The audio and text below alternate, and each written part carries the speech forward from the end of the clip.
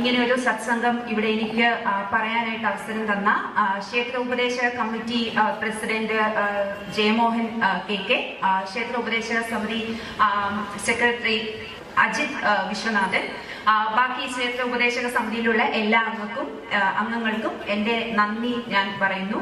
ഒരുപാട് താങ്ക്സ്. ഇപ്പോ ഞാൻ ഇവിടെ എന്ത് പറയുന്നു അത് ഭഗവാൻ എന്നിലൂടെ എന്താണോ പറയാൻ ഉദ്ദേശിക്കുന്നത് അത് മാത്രമേ എനിക്ക് പറയാൻ പറ്റത്തുള്ളൂ. ഞാൻ അതിനുവേണ്ടി എന്തൊക്കെ തയ്യാറെടുപ്പ് ചെയ്തു വന്നാലും എന്തൊക്കെ പഠിച്ചിട്ട് വന്നാലും അത് ഒന്നും ഇവിടെ നിൽക്കുമ്പോൾ പറയാൻ പറ്റില്ല. എന്താണോ ഭഗവാൻ ഇവിടെ ഇരിക്കുന്ന ആൾക്കാരോട് എന്നെ കൊണ്ട് ഒരു ഇൻസ്ട്രുമെന്റ് പോലെ പറയിപ്പിക്കുന്നത് അത് മാത്രമേ എനിക്ക് പറയാൻ പറ്റുള്ളൂ. സത്സംഗം എന്ന് പറയുമ്പോൾ ആരാണോ അതിപ്പോ ഇവിടെ ഇരിക്കുന്ന ആർക്കും എന്നേക്കാൾ മനോഹരമായി ചെയ്യാൻ പറ്റും. കൃഷ്ണന്റെ കഥകൾ അല്ലെങ്കിൽ ഭഗവാന്റെ കഥകൾ അല്ലെങ്കിൽ കീർത്തനം, അത് ഒരു സത്സംഗം എന്ന് പറയുമ്പോഴത്തേക്കിന് അത് കേൾക്കാൻ താല്പര്യമുള്ള ആൾക്കാരുടെ മുന്നിൽ പ്രസന്റ് ചെയ്യുക, അതാണ് സത്സംഗം. അപ്പോ എന്റെ ഒരു ഏജിനും എന്റെ ഒരു അറിവിനും ബുദ്ധിക്കും പറ്റുന്ന രീതിയിലുള്ള കാര്യങ്ങളാണ് ഞാനിവിടെ പറയുന്നത്. അതിൽ തെറ്റുണ്ടെങ്കിൽ ദയവായി എല്ലാവരും ക്ഷമിക്കണം. ഹരേ കൃഷ്ണ. അപ്പോ ആദ്യമായി നമ്മൾ പറയുന്നു എന്താണ് കൃഷ്ണൻ എന്ന് പറയുമ്പോൾ, ഇപ്പോ ഭഗവത്ഗീതയിൽ പറയുന്നുണ്ട്, അമൃതാനന്ദമയി മഠത്തിലെ സ്വാമിജി പറഞ്ഞ പോലെ നമ്മളുടെ ജീവിതത്തിന്റെ ലക്ഷ്യം തന്നെ പരമാത്മാവിനെ അറിയുക എന്നുള്ളതാണ് ജീവിത ലക്ഷ്യം. അപ്പം അതില് എന്താണ് കൃഷ്ണനെ? ഇപ്പോ നമ്മള് എല്ലാ മതത്തിലുള്ള ആൾക്കാരും പല രീതിയിലാണ് നമ്മൾ ഈശ്വരനെ ആരാധിക്കുന്നത്. അല്ലെ, എല്ലാം ഒരേ ശക്തി തന്നെയാണ്, പക്ഷെ പല രീതിയിൽ ആരാധിക്കുന്നത്. അപ്പം അതിൽ നിന്നും എന്താണ് കൃഷ്ണനെ അല്ലെങ്കിൽ കണ്ണനോട് എന്താണ് വ്യത്യസ്തനാക്കുന്നത്? എന്തുകൊണ്ടാണ് കണ്ണനോട് നമുക്ക് ഇത്ര സ്നേഹം വരുന്നത്? കാരണം ഇവിടെ ഇരിക്കുന്ന എല്ലാവർക്കും അറിയാം, കാരണം കണ്ണനോട് ഒരുപാട് ഇഷ്ടമുള്ള ആൾക്കാരായിരിക്കും മിക്കവരും. കണ്ണനോട് ഇഷ്ടമില്ലാത്ത ആൾക്കാരൊന്നും എനിക്ക് തോന്നുന്നില്ല അങ്ങനെ അമ്പലത്തിൽ വരാൻ പറ്റുന്നതും അല്ലെങ്കിൽ കണ്ണനെ ആരാധിക്കാൻ പറ്റും ഒന്നും പറ്റില്ല. എന്ന് വെച്ചാൽ കണ്ണനോട് എപ്പോഴാണ് നമുക്ക് ഇഷ്ടം ഉണ്ടാകുന്നത്? അപ്പം ഭഗവാൻ നമ്മളെ തിരഞ്ഞെടുക്കുകയാണ്. അപ്പം കണ്ണനോട് ഇഷ്ടം ഉണ്ടാവുന്നത് എപ്പോഴാണെന്ന് വെച്ച് കഴിഞ്ഞാൽ കണ്ണൻ നമ്മളെ ഇഷ്ടപ്പെടുമ്പോഴാണ് നമുക്ക് കണ്ണനോട് ഇഷ്ടം ഉണ്ടാവുന്നത്. നമ്മൾ എന്തൊക്കെ ശ്രമിച്ചു നമുക്ക് ഒരിക്കലും കൃഷ്ണനോടുള്ള ഭക്തി അല്ലെങ്കിൽ കൃഷ്ണന്റെ തത്വം മനസ്സിലാക്കാൻ പറ്റത്തില്ല. കണ്ണൻ എപ്പോഴാണോ നമുക്ക് തിരഞ്ഞെടുക്കുന്നത്, എപ്പോഴാണോ നമുക്ക് അവസരം തരുന്നത്, അപ്പോൾ മാത്രമാണ് നമുക്ക് കൃഷ്ണനോട് അടുക്കാൻ പറ്റുന്നത്. അപ്പോ ആ പരമാത്മാവ് എന്നുള്ളൊരു ചൈതന്യം, ഈശ്വരൻ എന്നൊരു സങ്കല്പം, അതൊരു വലിയ പോസിറ്റീവ് എനർജിയാണ്. ഇപ്പം ഈശ്വരൻ വിശ്വാസം ഇല്ലാത്ത ആൾക്കാർ പറയും ഭഗവാൻ ഇല്ല, ഈശ്വരൻ ഇല്ല എന്നൊക്കെ പറയും. അതവർ പറഞ്ഞോട്ടെ, കാരണം പ്രൂവ് ചെയ്തിട്ടില്ലാത്ത കാര്യങ്ങളൊന്നും ഇല്ല എന്ന് നമുക്ക് പറയാൻ പറ്റത്തില്ല. ഇപ്പം നമ്മളിവിടെ എല്ലാവരും ഇരിക്കുന്നു, എല്ലാവരും ഇപ്പോ നമ്മൾ ശ്വാസം എടുക്കുന്നുണ്ട്. അപ്പൊ നമുക്കറിയാം ഓക്സിജൻ ആണ് ജീവവായു. എന്നാൽ നമുക്ക് ഓക്സിജൻ കാണാൻ പറ്റില്ല എന്ന് വെച്ച് ഓക്സിജൻ ഇല്ല എന്നാർക്കും പറയാൻ പറ്റില്ല. അപ്പോ ഒരു പരമമായ ശക്തി അതുണ്ട്, അതാണ് ഈശ്വരൻ. അത് നമുക്ക് പല രീതിയിലായിരിക്കും അതിന്റെ അനുഭവം ഉണ്ടാവുക. അതിന്റെ ഭാവങ്ങൾ പലർക്കും വ്യത്യസ്തമായിട്ടായിരിക്കും തോന്നുന്നത്. അപ്പം അത് നമുക്ക് അനുഭവിച്ചിട്ടില്ല എന്ന് പറയുന്നതുകൊണ്ട് ഒരിക്കലും ഈശ്വരൻ ഇല്ല എന്ന് പറയാൻ പറ്റത്തില്ല. നമ്മൾ കാണുന്നില്ല എന്നുള്ളത് കൊണ്ട് ഇല്ല എന്നല്ല അതിന്റെ അർത്ഥം. കാരണം നമ്മളുടെ 5 ഇന്ദ്രിയങ്ങളാണ് നമുക്കുള്ളത്. ആ 5 ഇന്ദ്രിയങ്ങൾ കൊണ്ട് നമുക്ക് എന്താണോ മനസ്സിലാക്കാൻ പറ്റുന്നത് അത്രയും നമുക്ക് മനസ്സിലാക്കാൻ പറ്റത്തുള്ളൂ. ഈ പരമാത്മാവ് അല്ലെങ്കിൽ ഈശ്വരൻ എന്നുള്ള വിശ്വാസം അല്ലെങ്കിൽ ശക്തി അതിനും അപ്പുറമാണ്. അതിനും വലിയ വലിയ തലങ്ങളിൽ എത്തുമ്പോൾ മാത്രമേ അതിനെ പൂർണ്ണ രൂപത്തിൽ നമുക്ക് മനസ്സിലാക്കാൻ പറ്റത്തുള്ളൂ. ഇപ്പൊ നമുക്ക് എന്താണോ 5 ഇന്ദ്രിയങ്ങൾ കൊണ്ട് മനസ്സിലാക്കാൻ പറ്റുന്നത് അതാണ് നമുക്ക് ഈശ്വരൻ. അപ്പൊ അത് ഓരോരുത്തരും പല രീതിയിലാണ് ആരാധിക്കുന്നത്. ചിലവർക്ക് ഇപ്പം കൃഷ്ണൻ എന്നുള്ളൊരു ഭാവത്തിലായിരിക്കും ആരാധിക്കുന്നത്. ചിലർക്ക് ഇപ്പം പരമശിവൻ. അത് നമ്മളുടെ ഇഷ്ടത്തിനനുസരിച്ച് നമ്മൾ ആ ഭാവം മാറ്റിക്കാണും. പക്ഷെ എല്ലാ ശക്തിയും ഒന്നു തന്നെയാണ്. അപ്പൊ അതിൽ നിന്ന് എന്താണ് കൃഷ്ണൻ വ്യത്യാസം വരുത്തുന്നത്? അപ്പൊ ഭഗവാൻ ഭൂമിയിൽ വന്നപ്പോൾ, ദ്വാപര യുഗത്തിൽ കൃഷ്ണൻ ഭൂമിയിൽ വന്നപ്പോൾ, അപ്പം ഭഗവാനാണ് ഈ പറയുന്ന പരമാത്മാവാണ്. ഈ ഉള്ള യൂണിവേഴ്സും അല്ലെങ്കിൽ ഈ ബ്രഹ്മാണ്ടങ്ങളെല്ലാം ഉൾക്കൊള്ളുന്ന ഒരേ ഒരു ശക്തിയാണ്, ഈശ്വരനാണ്. അപ്പം ആ ഈശ്വരൻ ഭൂമിയിൽ വന്നിട്ട് ഒരു മനുഷ്യ ജന്മം എടുത്ത് നമുക്കൊരു ഐഡിയൽ ഹ്യൂമൻ ബീങ് എങ്ങനെ ആയിരിക്കണം എന്ന് കാണിച്ചു തരണമെങ്കിൽ അത്ര മാത്രം കരുണ ഈശ്വരന് മനുഷ്യരെന്നുള്ള ഒരു ജീവജാലത്തോട് ഉള്ളത് കൊണ്ടാണ് ഭഗവാൻ വന്നത്. അപ്പോ നമുക്കുള്ള ആ 5 സെൻസസിൽ എങ്ങനെയാണോ നമുക്ക് ഭഗവാനെ അറിയാൻ പറ്റുന്നത്, അപ്പൊ ആ ഒരു രീതിക്ക് പറ്റുന്ന രീതിയിലാണ് ഭഗവാൻ വന്നത്. കൃഷ്ണ എന്ന് പറയുന്ന വാക്കിന്റെ അർത്ഥം തന്നെ ടു അട്രാക്ട് എന്നാണ്. എന്ന് വെച്ചാൽ ഭഗവാൻ എല്ലാവരെയും തന്നിലേക്ക് ആകർഷിക്കുന്നു എന്നാണ് ഭഗവാന്റെ പേര് തന്നെ അങ്ങനെയാണ്. അപ്പൊ അങ്ങനത്തെ ഒരു കൃഷ്ണൻ എന്നുള്ള ഒരു രൂപത്തിൽ ദ്വാപര യുഗത്തിൽ അങ്ങനെ വൃന്ദാവനത്തിൽ വരണമെങ്കിൽ മനുഷ്യർക്ക് എങ്ങനെയാണോ മനസ്സിലാവുന്നത് ആ രീതിയിലാണ് ഭഗവാൻ വന്നത്. വേറൊരു രീതിയിൽ വന്നിട്ട് ഇപ്പം ഈശ്വരനുണ്ട്, ശക്തി ഉണ്ട് എന്നൊക്കെ പറഞ്ഞു കഴിഞ്ഞാൽ നമ്മുടെ ഇന്ദ്രിയങ്ങൾ കൊണ്ട് അത് മനസ്സിലാക്കത്തില്ല. ഇന്ദ്രിയങ്ങൾ കൊണ്ട് മനസ്സിലാവുന്നതിലും അപ്പുറമാണ് ആ തത്വം. നമുക്ക് മനസ്സിലാവുന്ന രീതിയിൽ ഏറ്റവും നന്നായി പറഞ്ഞു തന്ന ഒരു അവതാരമാണ് ഭഗവാന്റെ. അപ്പൊ അതുകൊണ്ടാണ് കൃഷ്ണൻ എല്ലാവർക്കും ഏറ്റവും സ്നേഹം ഭഗവാനോടായിരിക്കും മിക്കവർക്കും. കൃഷ്ണനോടാണ് ആ ഭാവം, ഭക്തിഭാവം കൂടുതൽ വരുന്നത് ഭഗവാനാണ് ഏറ്റവും എപ്പോഴും നമുക്ക് ഏറ്റവും ഉണ്ട്, അല്ലെങ്കിൽ നമ്മുടെ കൂടെ ഉണ്ട് എന്ന് പറയുന്ന ശക്തി എപ്പോഴും അത് ഭഗവാനാണ്. അത് നമ്മളുടെ ഇന്ദ്രിയങ്ങൾക്ക് മനസ്സിലാവുന്ന രീതിയിൽ ഭഗവാൻ അവതരിച്ചത് കൊണ്ട് മാത്രമാണ് അത് അങ്ങനെ ഉള്ളത്. അപ്പം അതാണ് ഭഗവാനെ ബാക്കി ഉള്ള ഈശ്വര സങ്കല്പത്തിൽ നിന്നും വ്യത്യസ്തനാക്കുന്നത്. അപ്പോ ഞാൻ പറഞ്ഞു, ഭഗവാനെ ഇഷ്ടപ്പെടാൻ തുടങ്ങുന്നത് ഭഗവാൻ നമ്മളെ സെലക്ട് ചെയ്യണം. ആദ്യം ഭഗവാൻ ഇഷ്ടമുള്ളവർക്ക് മാത്രമേ കൃഷ്ണനെ സ്നേഹിക്കാൻ പറ്റത്തുള്ളൂ. അപ്പൊ എപ്പോഴാണ് കൃഷ്ണൻ നമ്മളെ സെലക്ട് ചെയ്യുന്നത്? എങ്ങനെയുള്ള ആളുകളെയാണ് കൃഷ്ണൻ സെലക്ട് ചെയ്യുന്നത്? അപ്പൊ ആദ്യമായിട്ട് അതിന് വേണ്ടത് നമ്മൾ ധർമ്മമാർഗത്തിലായിരിക്കണം. നമ്മൾ എന്ത് കർമ്മം ചെയ്യുന്നവരായാലും ഏത് കർമ്മ മേഖലയിലുള്ളവരായാലും നമ്മൾ ആ ഒരു ധർമ്മമാർഗം പിന്തുടരുന്നുണ്ടോ എന്നുള്ളത് ആദ്യത്തെ ധർമ്മമാർഗം പിന്തുടരണം.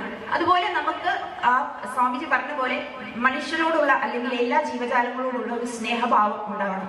കരുണയുള്ളവരായിരിക്കണം, സഹായ മനസ്കതയുള്ളവരായിരിക്കണം. അങ്ങനെ കുറെ ക്വാളിറ്റീസ്, കുറെ ക്രൈറ്റീരിയാസ് ഉണ്ട്. ജോബ് ആപ്ലിക്കേഷൻ ഒക്കെ കൊടുക്കുമ്പോൾ ഉള്ള ക്രൈറ്റീരിയാസ് പോലെ കുറെ ക്രൈറ്റീരിയാസ് ഉണ്ട്. ഈ ക്രൈറ്റീരിയാസ് എല്ലാം ഫുൾഫിൽമെന്റ് ആയാൽ മാത്രമേ കൃഷ്ണൻ സെലക്ട് ചെയ്യത്തുള്ളൂ. അപ്പോൾ കണ്ണൻ സെലക്ട് ചെയ്യുന്നത് ചിലപ്പം നമ്മളുടെ ഒരു ജീവിതത്തിലെ ഏതെങ്കിലും ഒരു ഘട്ടത്തിൽ വെച്ചിട്ടായിരിക്കും. ചിലപ്പോൾ വയസ്സാവുമ്പോഴായിരിക്കും, ചിലപ്പോൾ കുട്ടിയാവുമ്പോഴേ കണ്ണനോട് ഭയങ്കര സ്നേഹമായിരിക്കും. അപ്പൊ ആ ക്രൈറ്റീരിയാസ് മാച്ച് ആവുന്ന ആൾക്കാരെ മാത്രമേ കണ്ണൻ സെലക്ട് ചെയ്യത്തുള്ളൂ. അപ്പൊ അപ്പോഴാണ് നമുക്ക് കൃഷ്ണനോട് സ്നേഹം തോന്നുന്നത് എന്ന് വെച്ചാൽ അതിന്റെ അർത്ഥം കൃഷ്ണൻ അപ്പൊ നമ്മളെ സെലക്ട് ചെയ്തു. അപ്പോഴാണ് നമ്മൾ കൃഷ്ണനെ സ്നേഹിക്കുന്നത്. അപ്പോ സെലക്ഷൻ ക്രൈറ്റീരിയയില് വേറെ ഒന്നും പറഞ്ഞു കഴിഞ്ഞാൽ തീരെ അഹങ്കാരം അല്ലെങ്കിൽ ഒരു നമ്മൾ പറയും ആറ്റിറ്റ്യൂഡാണ് അല്ലെങ്കിൽ അഹങ്കാരമാണ്. ആ അഹങ്കാരം ഉള്ളവരെ ഒന്നും കണ്ണൻ സെലക്ട് ചെയ്യത്തില്ല. അപ്പോ നമുക്ക് ആഗ്രഹം ഉണ്ടാവും, നമ്മൾ പറയും അങ്ങനെ ആൾക്കാരൊക്കെ പറയുമ്പോൾ കൃഷ്ണ ഭക്തരാണ്, പക്ഷെ അത് ഭഗവാൻ സെലക്ട് ചെയ്യാതെ നമുക്ക് ഒരിക്കലും കണ്ണനെ സ്നേഹിക്കാൻ പറ്റത്തില്ല.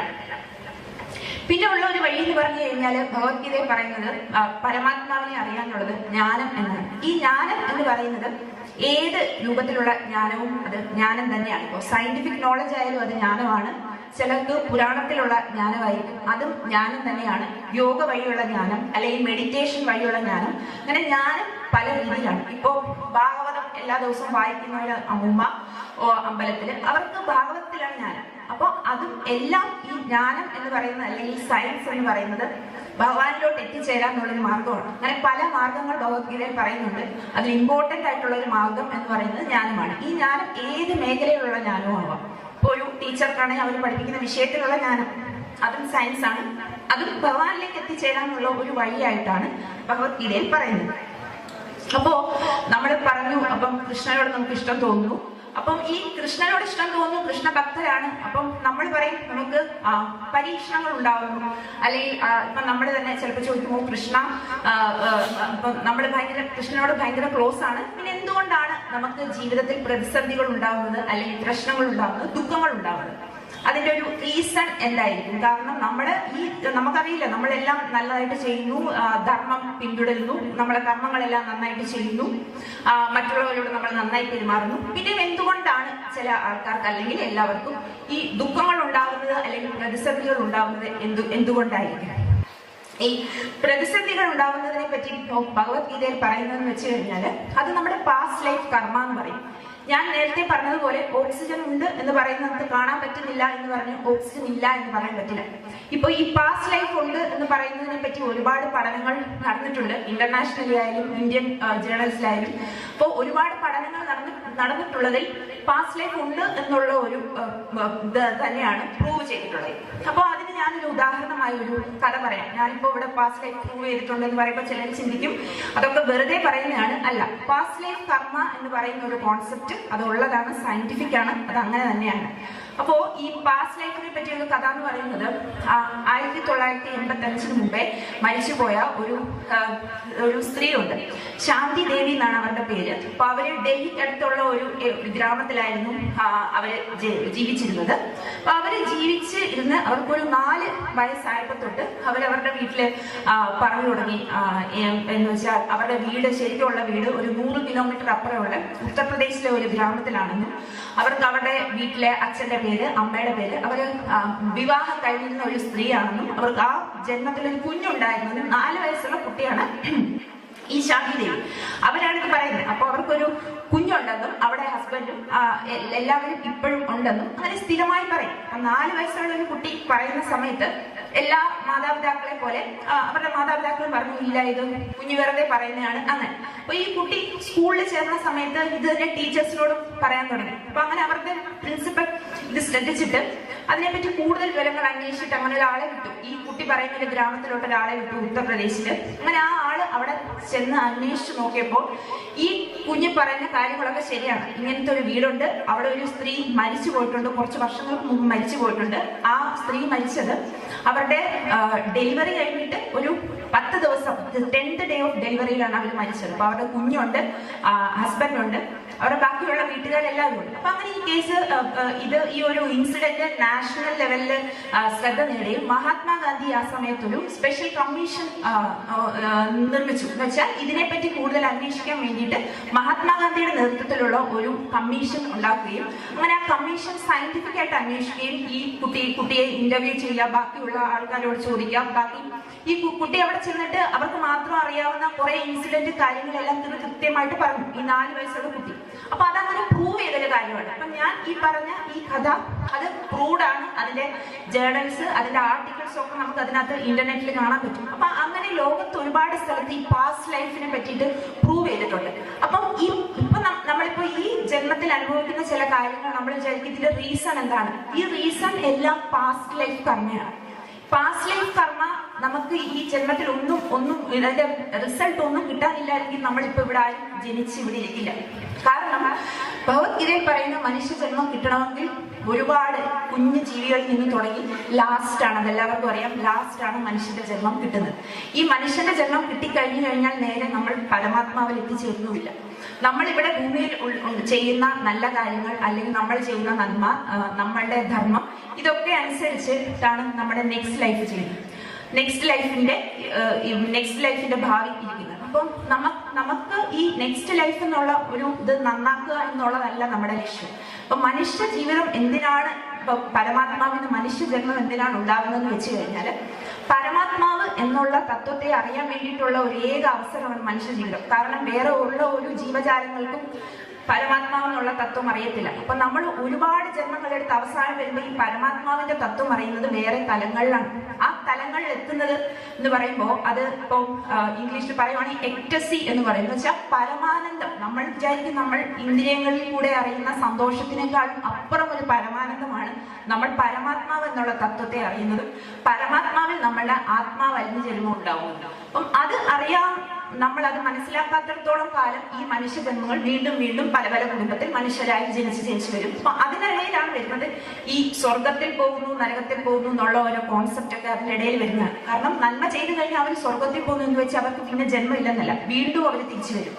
അപ്പോ ഈ നമ്മുടെ ഭൂമിയെ പറ്റി പറയുന്നത് മൃത്യു ലോകമാണ്, ഭൂമി സങ്കടങ്ങളുടെ ലോകമാണെന്ന് പറയുന്നു. അപ്പോ നമ്മളുടെ ആത്മാവിന്റെ പരമലക്ഷ്യം എന്ന് തന്നെ പറയുന്നത് ഈ ഒരു സൈക്കിൾ, ജനിക്കുക, മരിക്കുക, വീണ്ടും ജനിക്കുക, മരിക്കുക, കർമ്മഫലങ്ങൾ അനുഭവിക്കുക, അത് സ്റ്റോപ്പ് ചെയ്യാന്നുള്ളതാണ് നമ്മുടെ ലക്ഷ്യം ആവേണ്ടത്. ഇപ്പൊ നമ്മൾ വിചാരിക്കും നമ്മളൊക്കെ ജനിച്ചു, യൂണിവേഴ്സ് ഉണ്ട്, ഭൂമിയുണ്ട്, ഇതിന്റെയൊക്കെ എക്സിസ്റ്റൻസിന്റെ കാര്യം എന്താണ്? എന്തുകൊണ്ടാണ് ഇപ്പോ യൂണിവേഴ്സ് ഉള്ളത് അല്ലെങ്കിൽ ഭൂമി ഉള്ളത്? എന്തുകൊണ്ടാണ് നമ്മളൊക്കെ ജനിച്ചിരിക്കുന്നത്?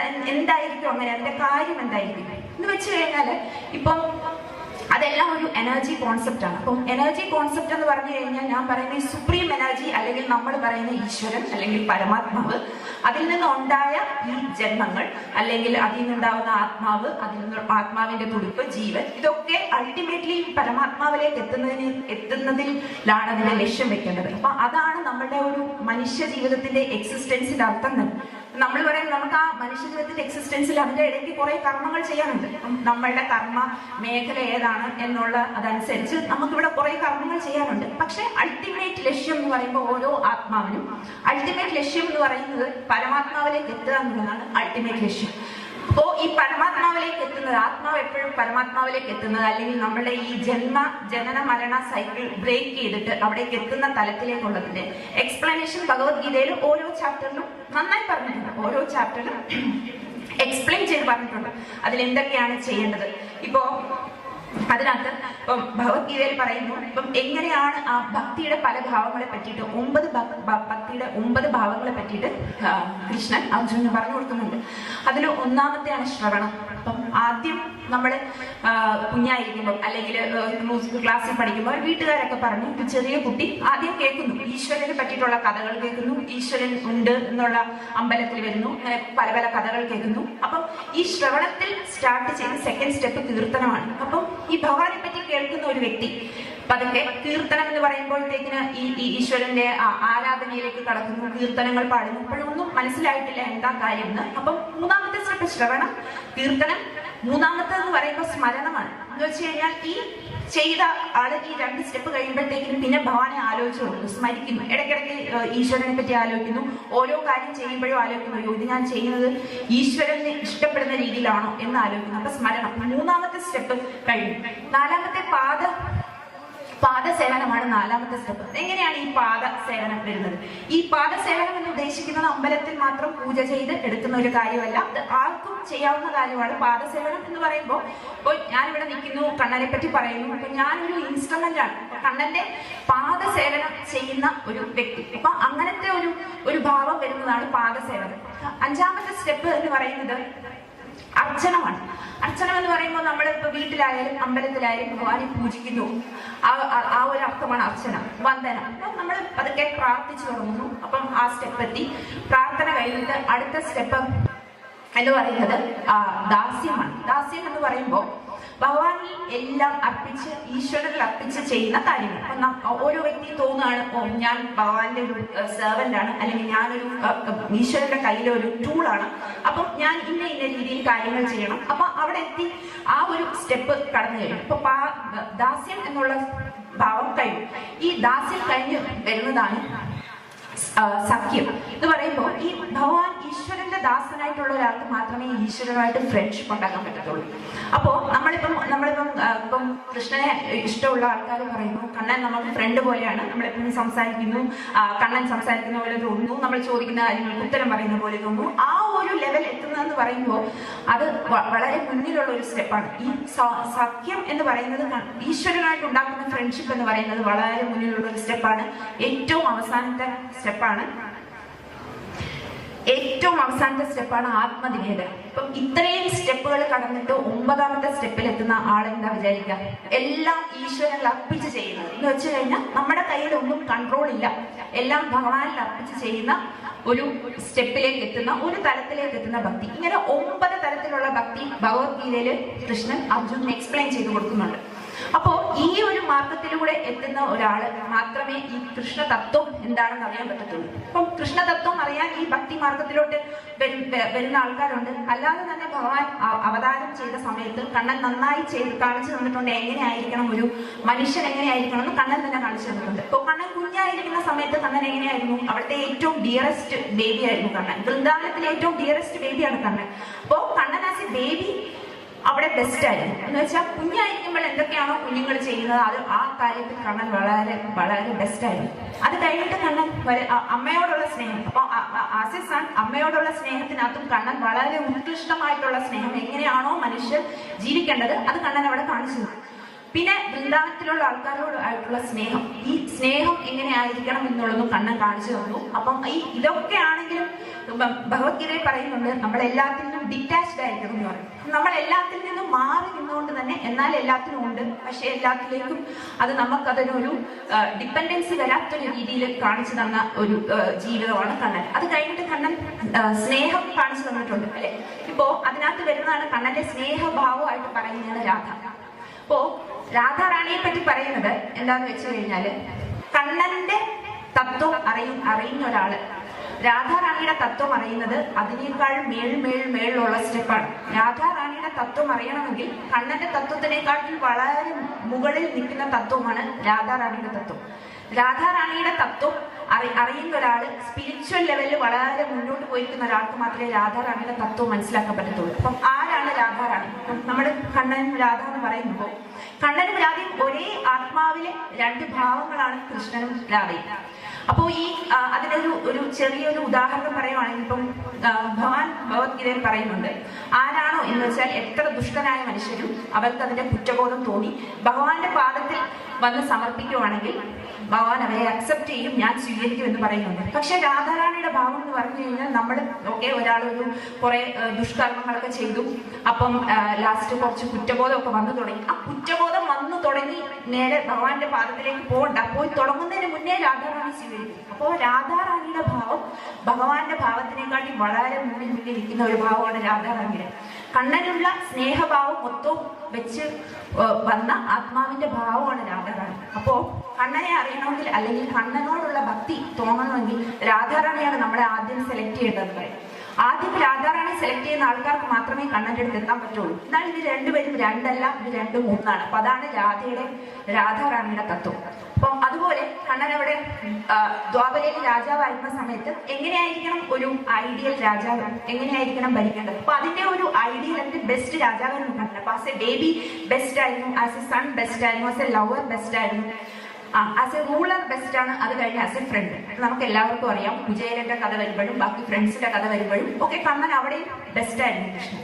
പിന്നെ കൃഷ്ണൻ കാണിച്ചു തന്നിട്ടുണ്ട് ധർമ്മം, അത് യുദ്ധത്തിലായാലും. അപ്പോൾ കൃഷ്ണൻ ധർമ്മം കാണിച്ചു തന്ന ഏറ്റവും വലിയ ഉദാഹരണം കണ്ണന്റെ യദുകുല വംശം നശിക്കട്ടെ എന്ന് മുനിയുടെ ശാപം സാമ്പനി കിട്ടിയപ്പോ കണ്ണൻ അപ്പം ഈശ്വരനാണ്, ഭഗവാനാണ്, കണ്ണൻ അതിന് പവറുണ്ട്, കണ്ണൻ അതിന് എന്ത് വേണമെങ്കിലും ചേഞ്ചസ് വരുത്താം, മുനിയോട് പറയാം ഇത് എന്റെ തന്നെ ഗ്രാൻഡ് സൺ ആണ്, അപ്പം ക്ഷമിക്കണം, അപ്പൊ എന്റെ കുലമാണ് നശിക്കുന്നത്. ഇതൊന്നും കണ്ണൻ അവിടെ ഒരു റെക്കമെൻഡേഷൻ ഒന്നും ചെയ്തില്ല. അതിന്റെ അർത്ഥം എന്ന് വെച്ച് കഴിഞ്ഞാൽ നമ്മുടെ വീട്ടിലുള്ളവരാണെങ്കിലും നമ്മുടെ അടുത്ത് ഉള്ളവരാണെങ്കിലും ബന്ധുക്കളാണെങ്കിലും ധർമ്മം ആരാണോ ധർമ്മം ചെയ്യാത്തത് അവർക്ക് കൂട്ട് നിൽക്കുന്നില്ല. നമ്മൾ അങ്ങനെയാണോ ചെയ്യുന്നത്? അല്ല, നമ്മുടെ വീട്ടിലുള്ള ആളെ അങ്ങനെ ചെയ്തത് അത് കുഴപ്പമില്ല. നമ്മുടെ വീട്ടിലുള്ള ആൾ എന്ത് ചെയ്താലും കുഴപ്പമില്ല, ബാക്കിയുള്ളവർ ചെയ്താൽ മാത്രമേ പ്രശ്നമുള്ളൂ. ഇല്ല, അപ്പോ കണ്ണൻ അങ്ങനെ ജീവിച്ച ഒരു മനുഷ്യരുടെ ജീവിതം എങ്ങനെയാണോ അത് ചെയ്യേണ്ടത് അങ്ങനത്തെ ഒരു യൂസർ മാനുവൽ കാണിച്ചു തന്ന ആളാണ് കൃഷ്ണൻ. അപ്പോൾ ഈ കൃഷ്ണനെ ഇത്രയും കാര്യങ്ങളിൽ നിന്നാണ് കൃഷ്ണൻ വ്യത്യസ്തരാക്കുന്നത്.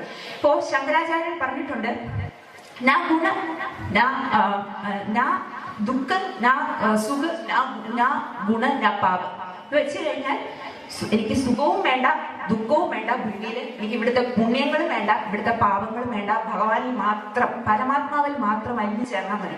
ഇവിടുത്തെ പുണ്യങ്ങൾ മാത്രം വേണമെന്ന് പറയുന്ന ആൾക്കാരാണ് ഞാൻ പറഞ്ഞ പോലെ വീണ്ടും വീണ്ടും ജനിക്കേണ്ട വരും. കാരണം നമ്മൾ പുണ്യം ചെയ്യുന്നു, പുണ്യകർമ്മത്തിന്റെ ഫലം അനുഭവിക്കണം എന്ന് വെച്ച് നമ്മൾ പുണ്യം ചെയ്യേണ്ടെന്നല്ല, പുണ്യം ചെയ്തുകൊണ്ട് തന്നെ പരമാത്മാവിനെ അറിയാനായിട്ടുള്ള ഒരു യാത്ര, അത് ആ ഒരു ലക്ഷ്യമാക്കുന്ന സമയത്ത് പിന്നെ അവർക്ക് അവിടെ വീണ്ടും ജനിക്കേണ്ട വരില്ല. നമ്മൾ പരമാത്മാവിലേക്കാണ് എത്തിച്ചേരുന്നത്.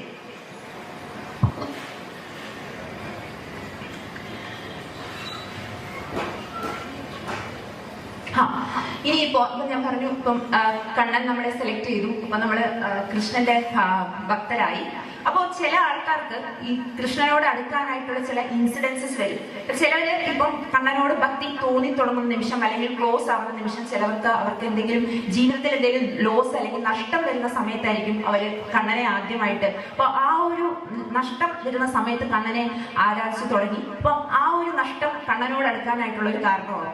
ചിലർക്ക് എന്തെങ്കിലും ഒരു സന്തോഷം വരുന്ന സമയത്ത് നമ്മൾ നന്ദി പറയാൻ വേണ്ടിയിട്ട് അല്ലെങ്കിൽ ഭഗവാനോട് നന്ദി പറയുന്ന സമയത്ത് അങ്ങനത്തെ ഒരു അടുപ്പം തോന്നി കണ്ണനോട്. അപ്പം ഈ ജീവിതത്തിൽ നമുക്ക് എപ്പോഴാണോ ഈശ്വരനോട് അടുക്കുന്ന ഒരു ഘട്ടം വരുന്ന സമയത്ത് നമുക്കത് ദുഃഖമായിട്ട് വരും, ചിലർക്കത് എന്തെങ്കിലും ഒരു ലോസ് എന്തെങ്കിലും നഷ്ടമായിട്ട് വരും, അല്ലെങ്കിൽ എന്തെങ്കിലും ഒരു സക്സസ് നമ്മൾ എന്തെങ്കിലും ഒരു കാര്യം അച്ചീവ് ചെയ്തു, അപ്പൊ അതിന് വേണ്ടിയിട്ട് നന്ദി പറയുമ്പോൾ നമുക്ക് അതിനൊരു നന്ദി തോന്നിയിട്ടുള്ള ഒരു അടുപ്പം. അപ്പൊ അങ്ങനത്തെ കുറെ ഇൻസിഡൻസ് വന്നിട്ടാണ് നമ്മൾ കണ്ണനോട് അടുക്കുന്നത്. അപ്പൊ കൃഷ്ണനോട് അടുക്കാൻ വേണ്ടിയിട്ട് നമ്മുടെ ജീവിതത്തിൽ ഓരോ ഇൻസിഡന്റ് വരും. ഇപ്പൊ ഇവിടെ ഇരിക്കുന്നവരായി തന്നെ ഓർത്ത് നോക്കിയാൽ മതി, എപ്പോഴായിരിക്കും കൃഷ്ണനോട് കൂടുതൽ അടുത്തത്, ഏത് ഘട്ടത്തിലായിരിക്കും? എനിക്ക് ദുഃഖം വന്നപ്പോഴാണോ, അല്ലെങ്കിൽ സങ്കടം വന്നപ്പോഴാണോ, അല്ലെങ്കിൽ പരീക്ഷയിൽ ജയിച്ചപ്പോഴാണോ, അല്ലെങ്കിൽ എനിക്കൊരു ജോലി കിട്ടിയപ്പോഴാണോ?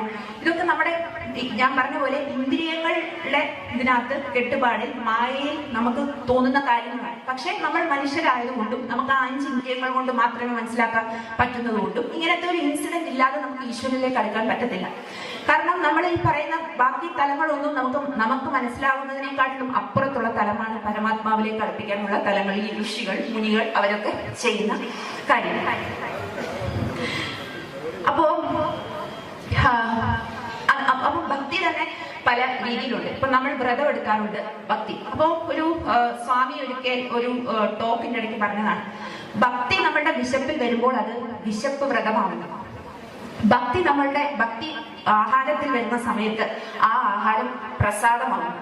ഭക്തി ജലത്തിൽ വരുവാണെങ്കിൽ ആ ജലം ചരണാമൃതമാകുന്നു. ഭക്തി സംഗീതത്തിൽ വരുമ്പോൾ സംഗീതം കീർത്തനമാകുന്നു.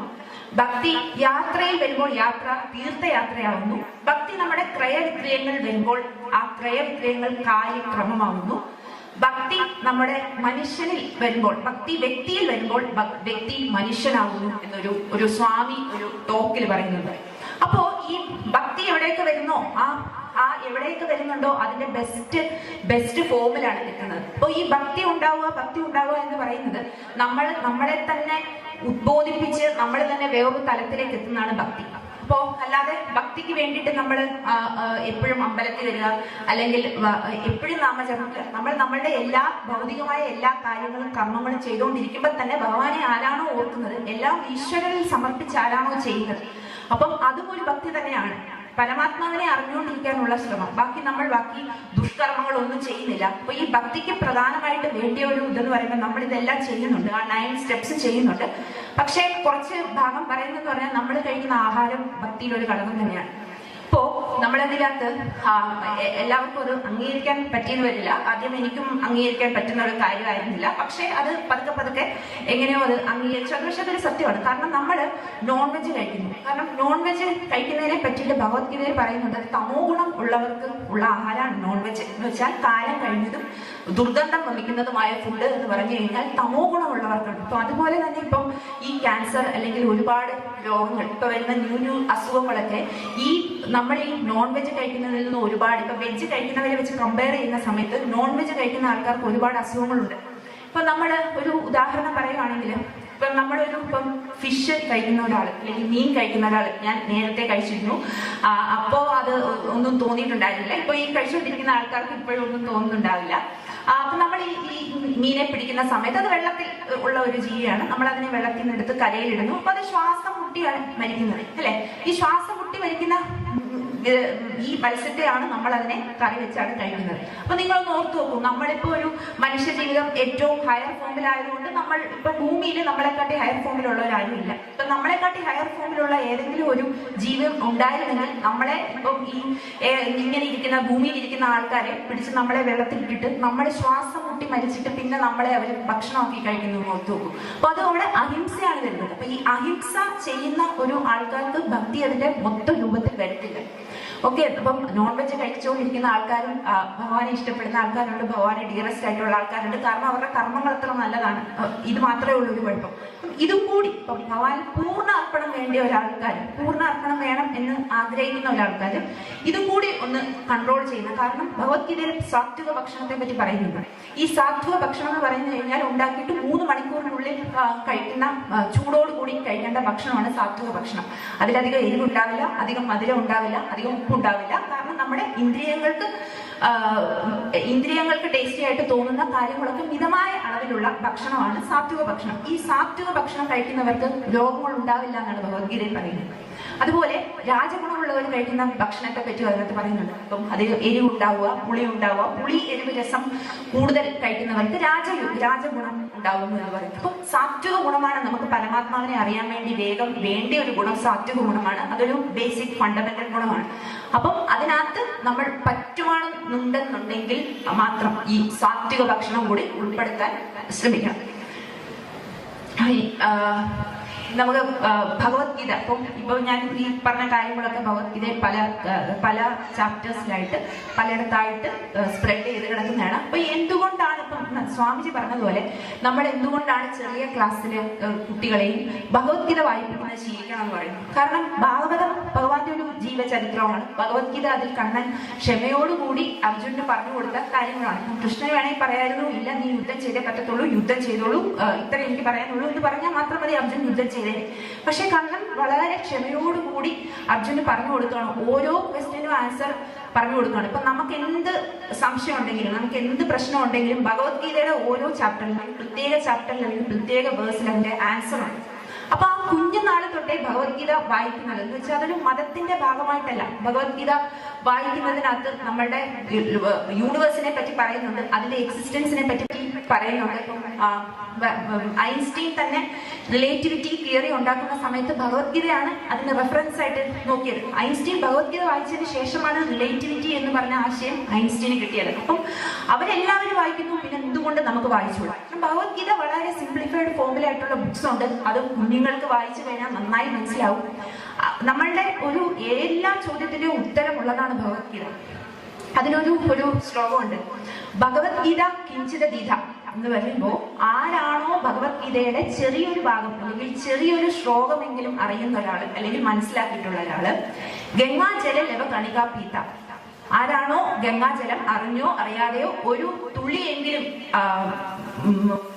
ഭക്ഷിച്ചിട്ടുള്ളത്, സകൃതയേവം മുരാരി സമർച്ചം, ആരാണോ ഭഗവാനെ വളരെ ചെറിയ നേരത്തേക്കെങ്കിലും അല്ലെങ്കിൽ ചെറിയ രീതിയിലെങ്കിലും ആരാധിക്കുന്നത്, ക്രിയതേ തസ്വന യമേന ചർച്ച എന്ന് പറയുമ്പോൾ അങ്ങനെയുള്ള ആൾക്കാർക്ക് യമരാജനുമായിട്ട് ഒരിക്കലും ഒരു കോൺവെർസേഷൻ, ഒരു സംസാരം ചെയ്യേണ്ട വരില്ല. എന്താണ് അതിന്റെ അർത്ഥം? അപ്പോ ഭഗവത്ഗീത കുറച്ച് വായിച്ചിരിക്കുന്ന ആൾക്കാർക്ക് ഒരു വേഴ്സെങ്കിലും, വളരെ കുറച്ചെന്ന് പറയുമ്പോൾ ഒരു ചെറിയൊരു ശ്ലോകമെങ്കിലും അർത്ഥം മനസ്സിലാക്കിയിരിക്കുന്ന ഒരാൾക്ക് ഈ ഗംഗാജലം ഒരു തുള്ളിയെങ്കിലും അപ്പൊ അത്രയ്ക്ക് പുണ്യം എന്നാണ് പറയുന്നത്.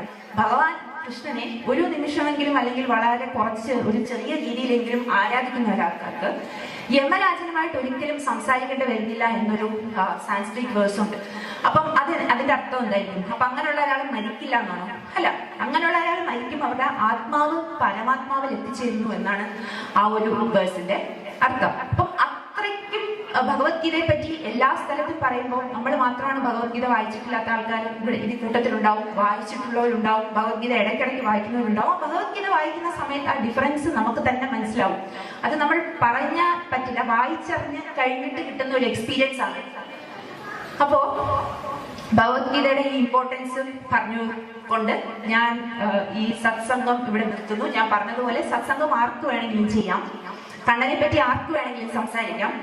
അപ്പോ അത് അത് കൃഷ്ണൻ അനുവദിച്ചാൽ മാത്രം ചെയ്യാൻ പറ്റുന്ന കാര്യമാണ്. ഇപ്പൊ ഞാൻ ഇതൊക്കെ പഠിച്ചു ചെയ്തു എന്ന് പറഞ്ഞ് ഇന്ന് വരാൻ പറ്റിയില്ലെങ്കിൽ കഴിഞ്ഞു, സത്സംഗം നടത്തില്ല. അതുപോലെ ആർക്ക് വേണമെങ്കിലും സത്സംഗം ചെയ്യാൻ പറ്റുന്ന കാര്യമാണ്. അപ്പൊ ഈ സത്സംഗം ചെയ്യാൻ വേണ്ടി എനിക്കിവിടെ ഒരു അവസരം തന്ന ഈ ക്ഷേത്ര ഉപദേശക സമിതി പ്രസിഡന്റ്, സെക്രട്ടറി, ബാക്കി ഉപദേശക സമിതിയിലുള്ള എല്ലാ ആൾക്കാരും, ഇവിടെ ക്ഷമയോടുകൂടി വന്നിരിക്കുന്ന ഭക്തജനങ്ങളും ഒക്കെ ഞാൻ എല്ലാവർക്കും നന്ദി പറയുന്നു. ഈശ്വരന് നന്ദി പറയുന്നു. ഭഗവാൻ പറ്റില്ല, ഇത് തന്നില്ല, പെർമിഷൻ തന്നില്ലായിരുന്നെങ്കിൽ ഇവിടെ ആർക്കും വന്ന് നിന്നിട്ട് കൃഷ്ണനെ പറ്റി ഒരു വാക്ക് പോലും പറയാൻ പറ്റില്ല. അതുപോലെ തന്നെ ഇപ്പൊ അവര് വളരെ മനോഹരമായിട്ടാണ് ഈ അമ്പലം കണ്ടിട്ടുള്ളത്. നമ്മളൊക്കെ കൊച്ചിലെ തൊട്ടേ കാണുന്ന ഒരു അമ്പലമാണ്. കാരണം ഇവിടെ ഉണ്ടാകുന്നതിന് അത്ര ഒരു പീസ്ഫുൾനെസ് നമുക്ക് വേറെ എങ്ങും കിട്ടില്ല. കാരണം ഇവിടുന്ന് മാറി നിൽക്കുമ്പോൾ, നാട്ടിൽ നിന്ന് മാറി നിൽക്കുമ്പോൾ നമുക്ക് മനസ്സിലാവും ഈ അമ്പലത്തിനുള്ളിൽ അല്ലെങ്കിൽ ഈ അമ്പലത്തിന്റെ സറൗണ്ടിങ്സിൽ ഉണ്ടാവുന്ന ഒരു പീസ്ഫുൾനെസ് വേറെ എനിക്ക് അറിയില്ല. ഞാൻ പോയിട്ടുള്ള സ്ഥലങ്ങളിലൊന്നും എനിക്ക് കിട്ടിയിട്ടില്ല. അത്രയ്ക്കൊരു പോസിറ്റിവിറ്റിയും അത്രയ്ക്കൊരു എനർജിയും അത്രയും പീസ്ഫുൾ ആയിട്ടുള്ളൊരു അന്തരീക്ഷമാണ് ഇതിനകത്തുള്ളത്. അപ്പോൾ ഈ അമ്പലത്തിന്റെ പണി നടത്താനുള്ള ഈ ഉപദേശക സമിതി അവർക്ക് അതിന് അവസരം കണ്ണൻ ഉണ്ടാക്കി കൊടുത്തേണ്. അവർക്ക് വെറുതെ ഉപദേശക സമിതിയിൽ മെമ്പറാവാൻ പറ്റത്തില്ല. കണ്ണൻ, ഞാൻ പറഞ്ഞ പോലെ കൃഷ്ണൻ സെലക്ട് ചെയ്ത് വന്ന ആൾക്കാരാണ് ആ ഉപദേശക സമിതിയിൽ. അവർക്ക് പറഞ്ഞിട്ടുണ്ട് നിങ്ങൾ ഇങ്ങനെ ചെയ്യൂ, ഈ ക്ഷേത്രത്തെ ഇങ്ങനെ ചെയ്യൂ. അപ്പൊ എന്തിനാണ് നമ്മൾ ഒരു ഗ്രാമത്തിലെ ക്ഷേത്രം പണിഞ്ഞ് നമ്മൾ എന്തിനാണ് അതിന് പൈസയൊക്കെ കൊടുത്ത് പണിയുന്നത്? അപ്പൊ നമ്മൾ ഈ പിരിവൊക്കെ എടുക്കാൻ ചെല്ലുന്ന സമയത്ത് വീട്ടിലുള്ള ആൾക്കാർ പറയും, നിങ്ങൾ പാവങ്ങൾക്ക് ഇത് കൊടുക്കും, പൈസ കൊടുക്കും, നിങ്ങൾ എന്തിനാണ് അമ്പലം പണിയുന്നത്? ഈ അമ്പലം പണിയുന്നതിലെ കോൺസെപ്റ്റ് എന്താണെന്ന് വെച്ച് കഴിഞ്ഞാൽ, ഒരു ഗ്രാമത്തിൽ ഒരു അമ്പലം ഉണ്ടാകുമെന്ന് പറഞ്ഞു കഴിഞ്ഞാൽ അവിടെ ഒരു വലിയ പോസിറ്റീവ് എനർജിയാണ്. അമ്പലമായാലും പള്ളി പള്ളിയായാലും മോസ്ക് ആയാലും അവിടെ ഒരു വലിയ പോസിറ്റീവ് എനർജി ഉണ്ട്. ഈ പോസിറ്റീവ് എനർജിയുടെ വൈബ്രേഷൻ കുറെ കിലോമീറ്റേഴ്സ് ചുറ്റളവില് ഈ പോസിറ്റീവ് വൈബ്രേഷൻ ഉണ്ടാവും. അപ്പം ആ അമ്പലത്തിന്റെ പോസിറ്റീവ് എനർജിയിൽ എന്തെങ്കിലും കുറവ് വരികയോ അല്ലെങ്കിൽ അമ്പലത്തിന്റെ പോസിറ്റിവിറ്റിക്ക് എന്തെങ്കിലും വ്യത്യാസം വരികയോ ചെയ്തു കഴിഞ്ഞാൽ ആ വൈബ്രേഷൻ അഫക്ട് ചെയ്യുന്നത് ഈ ചുറ്റളവിൽ താമസിക്കുന്ന നാട്ടിലുള്ള ആൾക്കാർക്ക് തന്നെയായിരിക്കും. ചിലപ്പോൾ അത് നമുക്ക് മനസ്സിലാവും, ചിലപ്പോൾ മനസ്സിലാവത്തില്ല. അപ്പൊ അതാണ് അമ്പലത്തിന്റെ തത്വം. നമ്മുടെ അമ്പലം എത്ര പോസിറ്റീവ് ആയിരിക്കുന്നോ, എത്ര നമ്മുടെ അമ്പലം ഫേമസ് ആവുന്നോ, എത്ര നമ്മൾ അമ്പലത്തിന് വേണ്ടി ചെയ്യുന്നോ, ആ ഒരു ചുറ്റളവിലുള്ള ആ ഒരു സർക്കിളിലുള്ള ആൾക്കാർക്കെല്ലാം ഇതിന്റെ ഗുണം കിട്ടുന്നതാണ്. ആ പോസിറ്റിവിറ്റി എല്ലാവർക്കും വരുമെന്നാണ്. അപ്പോ ഈ ഉപദേശക സമിതിയിലുള്ള ആൾക്കാരെ കണ്ണൻ തന്നെ തിരഞ്ഞെടുക്കുന്നതാണ്. ഇപ്പൊ ഇനിയും അടുത്ത ഉപദേശക സമിതി വരുമായിരിക്കും. അതൊക്കെ കണ്ണൻ തിരഞ്ഞെടുക്കാൻ ആർക്കും ഉപദേശക സമിതിയിൽ വരാനും പറ്റില്ല, ഇപ്പൊ ഇവിടെ ഇരിക്കാനും പറ്റില്ല, അമ്പലത്തിൽ വരാനും പറ്റില്ല. അതൊക്കെ ഈശ്വരനോടുള്ള ഒരു വിശ്വാസം അല്ലെങ്കിൽ നമ്മുടെ നന്മ വെച്ച് മാത്രം പറ്റുന്ന കാര്യങ്ങളാണ്. ഇപ്പോ ഞാൻ എല്ലാവരോടും നന്ദി പറഞ്ഞ് ഞാൻ നിർത്തുന്നു. നന്ദി. Thank you. ഹരേ കൃഷ്ണ.